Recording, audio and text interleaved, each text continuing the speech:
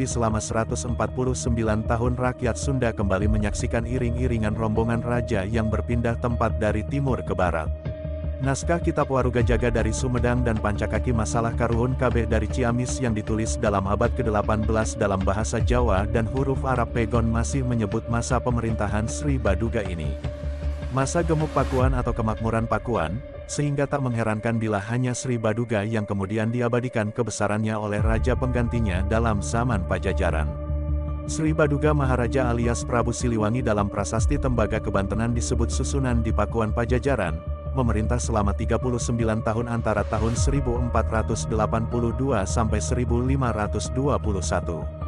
Ia disebut secara anumerta Sang Lumahing Rancamaya, karena ia dipusatkan di Rancamaya dan sebagai sosok sejarah Prabu Siliwangi juga tak luput dari kisah mitos dan legenda yang menyertainya. Mitos dan legenda dikategorikan sebagai indeks atau tanda sebagai ciri historiografi tradisional, di sisi lain terdengar seperti mitos dan tidak diterima oleh akal sehat padahal ada pengertian lain dari penceritaan itu.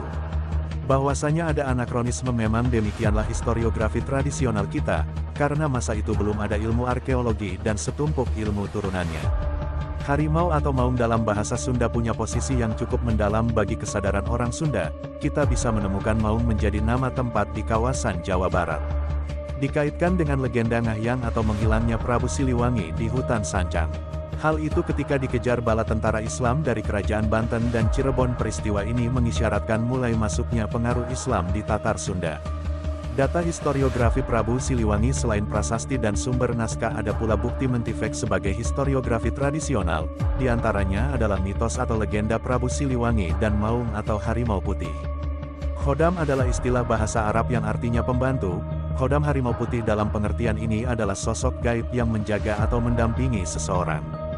Dalam pengertian lama di Pajajaran juga dalam mitologi Hindu sosok gaib seperti itu bisa berupa surat atau asura. Dalam tradisi Veda dikenal Sura dan Asyura. Sura termasuk golongan makhluk suci yang dominan sifat baiknya yaitu para dewa seperti Aditya, Astavasu, para resi surga, Rajapati Gandarwa atau artis khayangan, Vidyadara dan Vidyadari dan para pitra atau roh leluhur. Sedangkan Asura atau Paisaca-Paisaci termasuk golongan makhluk astral dominan jahat, seperti Detya, raksasa dan lain sebagainya. Baik Asura maupun Sura sama-sama memuja Tuhan Mahadewa-Dewa, akan tetapi ketika Asura mendapat karunia dari dewanya dewa mereka cenderung menyalahgunakan karunia tersebut. Mereka ingin menguasai alam surga atau alam para dewa, bahkan membangkang pada Tuhan. Dalam teks-teks mitologi Hindu terutama dalam kitab Purana seringkali nama makhluk gaib ini berakhiran Sura seperti Mahesasura, Durgasura, Tarakasura, Tripurasura dan lain sebagainya. Di balik golongan ini disebut Wong Samar atau Samar Agung, konon Prabu Siliwangi didampingi Khodam Harimau Putih. Selain Prabu Siliwangi mitos atau legenda Khodam Harimau Putih ini juga disematkan kepada Sunan Kalijaga. Selain Khodam Harimau Putih Prabu Siliwangi dalam legendanya yang lebih awal didampingi sosok gaib bernama Anjawong. Kisah Anjawong ini terdapat dalam naskah Kulit Ayu atau Daluang, berjudul Cariosan Prabu Siliwangi yang ditulis pada tahun 1435 Masehi, dan salinannya beberapa kali hingga yang terakhir ditulis pada abad ke-19 Masehi. Naskah ini disimpan di Museum Prabu Gesan Ulun Sumedang. Kisah tentang sabung ayam memperebutkan Raja Larang Tapaputri Raja Kerajaan Singapura atau sekarang di Cirebon. Siliwangi juga memiliki ayam jagoannya yang suatu ketika hilang pencarian dilakukan Siliwangi bersama punakawannya hingga ke Gunung Sang Mahameru. Di Gunung Mahameru mereka bertemu dengan pendeta Susuk Amuk Bagawan Sang Jala-Jala. Atau Bagawa Sajala ia murid Mahawiku Panjang Rahang yang kelak menitis ke Prabu Siliwangi. Sang Begawan memberitahukan bahwa Siliwangi akan bertemu dengan raksasa kerdil yang bernama Anjawong.